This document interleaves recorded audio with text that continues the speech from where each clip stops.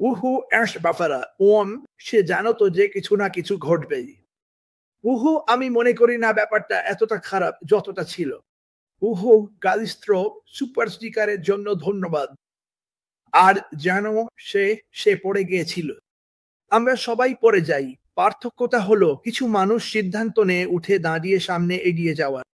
কিছু মানুষ শুধু নিচেই পড়ে থাকতে চায়। অ্যাশ বাফারা বসে নেই। মাটি ডিডার্মো সেও পড়ে গিয়েছিল। সেও নিচে পড়ে থাকছে না। তুমি পারবে না, তুমি এই দুইজনকে থামাতে পারবে না। আমি তোমাকে এটা এখনই বলে দিচ্ছি। এবং এটাই মোটামুটি জীবনের আসল কথা অনেক সময়। এই পৃথিবীর প্রতিটা মহান নেতা, আমি কারো নামেই কিছু বলছি না, প্রায় একই কথা বলেছে, তুমি ব্যর্থ হবে। এভাবেই শেখা যায়। সবচেয়ে গুরুত্বপূর্ণ বিষয় হলো আবার উঠে দাঁড়ানো, বুঝলে? রকি আর তার ছেলের সেই দারুণ ক্লিপটা মনে আছে। তুমি কত জোরে ঘুষি মারতে পারো সেটা নয়, বরং তুমি কত জোরে ঘুষি খেয়ে আবার উঠে দাঁড়াতে পারো আর সামনে এগিয়ে যেতে পারো, সেটাই আসল। আসলে আমি ওই ক্লিপটা খুবই পছন্দ করি। আমি ওই ক্লিপটা বারবার দেখতে পারি কারণ এটা সবার জন্যই অনুপ্রেরণা।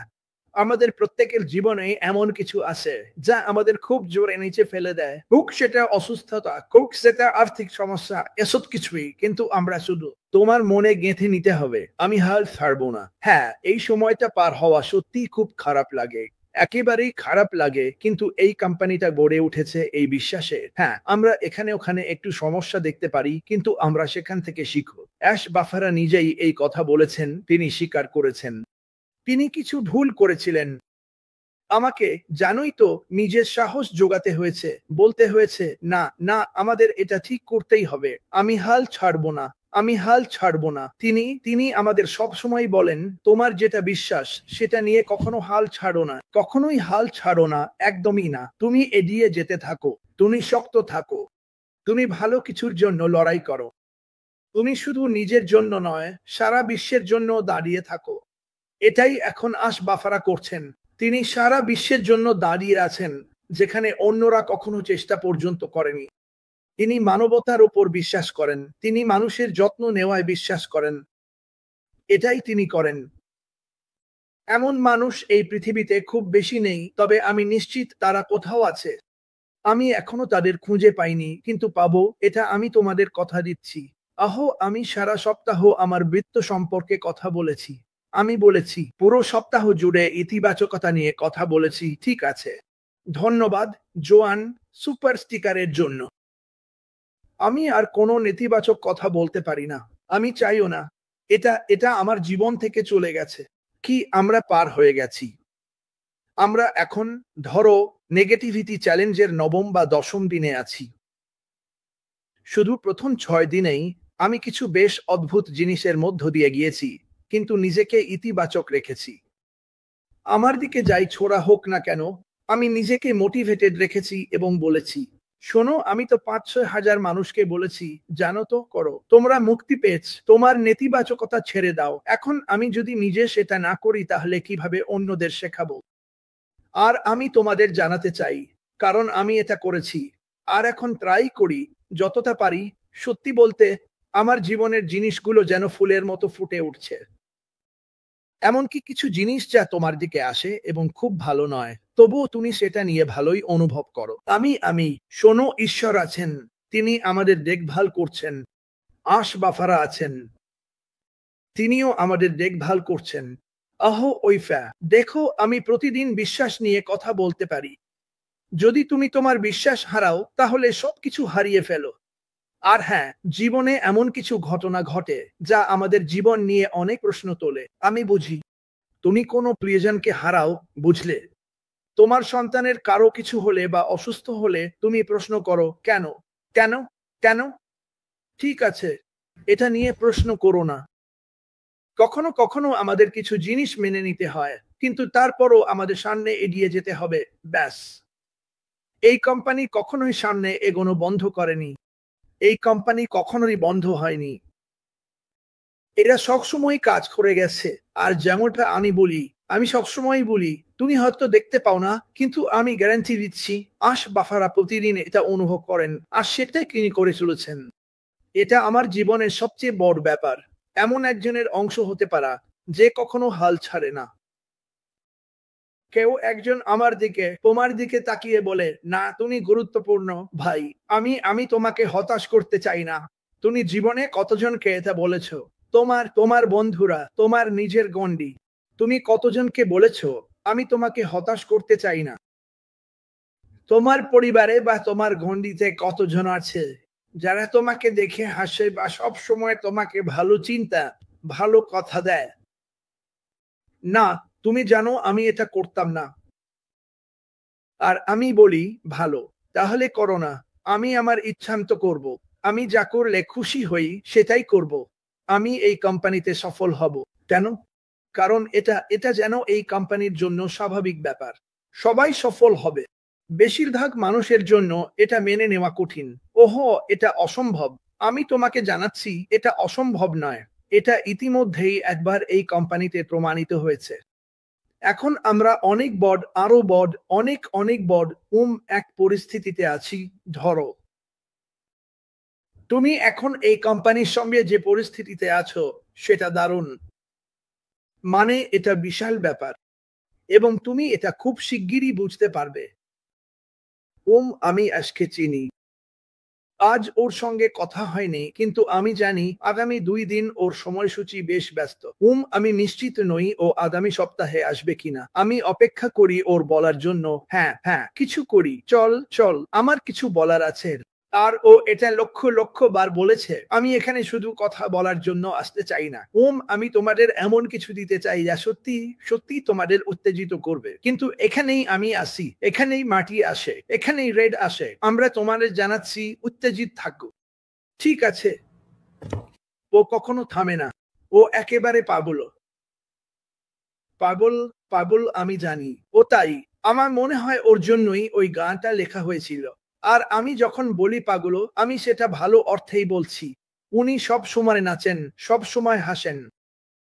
আর একটা কথা বলি, অনেক কিছু ছিল যেগুলো নিয়ে হয়তো আমরা হাসতাম না, ঠিক আছে, কিন্তু উনি কখনোই আশার ওপর ভরসা হারাননি। উনি আমাদের সবার এই স্বপ্নের ওপর কখনোই আশা হারাননি। আমরা তো সহজেই হাল ছেড়ে দিই, তাই না? আমরা খুব সহজেই হাল ছেড়ে দিই। জানি না। ওই লোকটা ওখানে এটা সেটা বলল, আর জানো তো আমাকে সেটা নিয়ে ভাবতে হয়েছে। তুমি কি নিয়ে ভাবছো? তুমি ইতিমধ্যেই জানো আশমুফারেহ তোমাকে কি বলেছে। তুমি ইতিমধ্যেই জানো আশমুফারেহ তোমাকে কি বলেছে। এটা নিয়ে ভাবো, এটা নিয়ে ভাবো। আমি এখানে প্রতিদিন, মার্টি এখানে প্রতিদিন, রেড এখানে প্রতিদিন তোমাদের জানিয়ে দেয় যে তোমরা এমন কিছুর অংশ যা সারা পৃথিবীর মানুষের জীবন বদলে দেবে। এটা এটা আমার কাছে দারুণ একটা ব্যাপার যদি আমাকে জিজ্ঞেস করো। ঠিক আছে, এবং এই মুহূর্তে আমি এভাবেই ভাবছি। আমি এটা বলছি বলে রাগ করো না।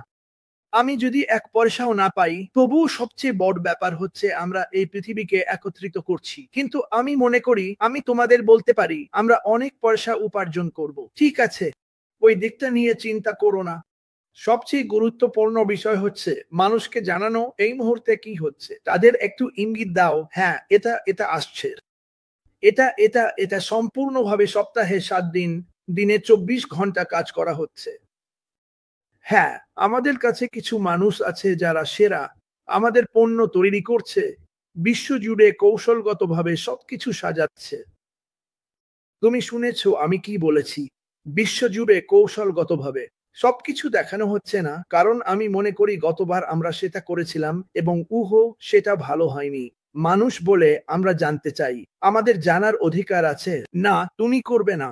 শুধু জানো উনি এটা তোমাদের জন্যই করছেন। আর যখন সময় আসবে উনি আমাকে সবাইকে জানাবেন কি হচ্ছে। আর যেমনটা বলেছিলাম, তুমি অবাক হয়ে যাবে।